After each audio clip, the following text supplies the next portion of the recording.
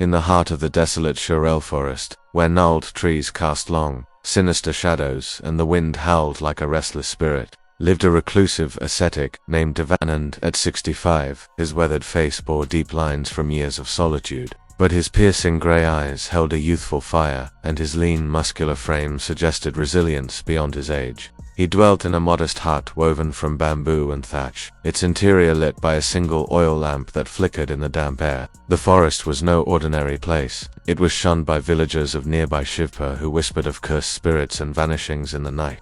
Even animals tread softly here, as if sensing an unseen menace.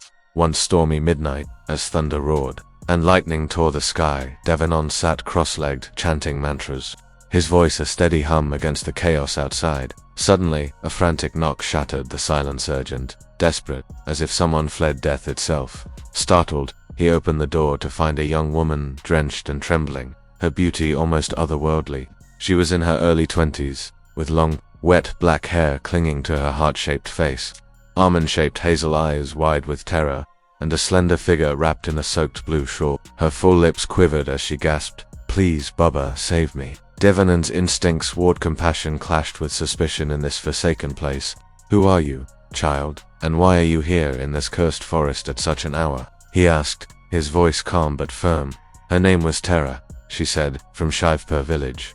Men from my village. They've hunted me for days, calling me a witch. They want to burn me. I fled to save my life." Her voice broke, tears mixing with rain on her cheeks. Devanand's heart softened, but his years of wisdom sensed more beneath her words. He widened the door, offering a tattered blanket. "Come inside. You're safe here. Tell me everything." As Tara huddled by the lamp, its light casting eerie shadows, she recounted a grim tale.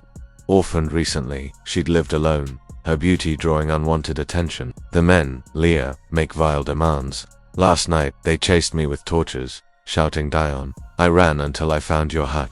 Her story echoed real witch hunts in rural India, like those in Jharkhand, where over 1,000 women were killed between 1995 and 2015, accused of sorcery amid social tensions. Yet Devanand noticed her eyes flicker unnaturally, her smile too calculated as she adjusted her hair, hinting at deception. The hut's dim glow amplified the tension. Tara's presence stirred something in Devanand, a long-buried loneliness, a faint warmth he hadn't felt in decades. He scolded himself, focusing on her words, but her beauty was disarming, her voice soft as a lullaby.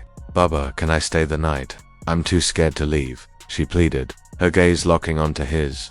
His pulse quickened, but he nodded stiffly. "You may rest here. The storm will pass by dawn." Tara lay on a straw mat in the corner, her breathing slowing as if sleep claimed her.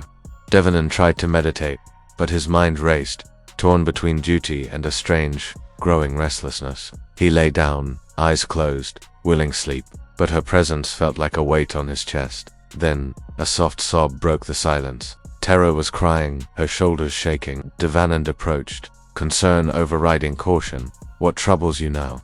he asked gently. Through tears, Tara whispered, "Baba, I haven't told you everything. I'm not alive." His blood ran cold. "What do you mean?" he demanded.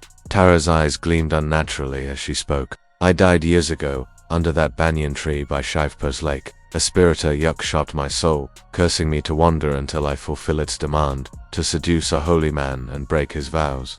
If I don't, I'm bound forever." Devanand's heart pounded. Tales of yakshas, nature spirits from Hindu lore, were common, often benevolent but sometimes vengeful, like the malevolent entities in Thai folklore that bind souls to cursed objects. "Prove it," he challenged, voice trembling.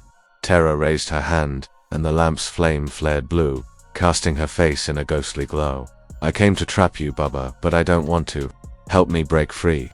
Before Devanand could respond, a guttural roar shook the hut. Outside, a towering figure loomed, a yaksha with glowing red eyes, twisted horns, and a body like smoke and shadow. It pounded the door, snarling, "Tara, finish it." Devanand grabbed his prayer beads, chanting protective mantras, but the yaksha's voice boomed, "You're weak, old man."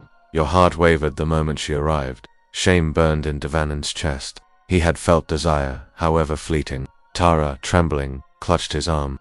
"It sent me to ruin you, but I can't. I'm tired of its chains." Devanand saw her remorse, her eyes now human, pleading. He remembered a lesson from his guru. A soul's redemption lies in its own courage. Tara, he said. You must face it yourself. Your strength is within. Tara nodded, resolve hardening her features. She stepped outside, facing the Yaksha. I defy you, she shouted, her voice cutting through the storm. As she raised her hands, a radiant light pulsed from her, a manifestation of her will. The Yaksha lunged, but Tara's light burned brighter, and the forest shook with a deafening crack. Lightning struck the banyan tree nearby, and the Yaksha screamed, dissolving into ash as the storm raged. Tara collapsed, her form flickering. When the winds calmed, she stood, no longer spectral but solid, her face peaceful. Thank you, Baba, she whispered. You showed me my own strength. I'm free. She walked into the dawn, vanishing, down a path villagers later called the Soul's Trail, never to be seen again. Devanand returned to his meditations, wiser and humbler, knowing he'd nearly faltered but had guided a lost soul to freedom. This tale mirrors real-world struggles, superstition versus truth, inner battles versus external demons. If it chilled you, comment your thoughts below. Was Tara's courage her salvation, or was Devanand's wisdom the key? Subscribe me channel, hit the bell, and follow us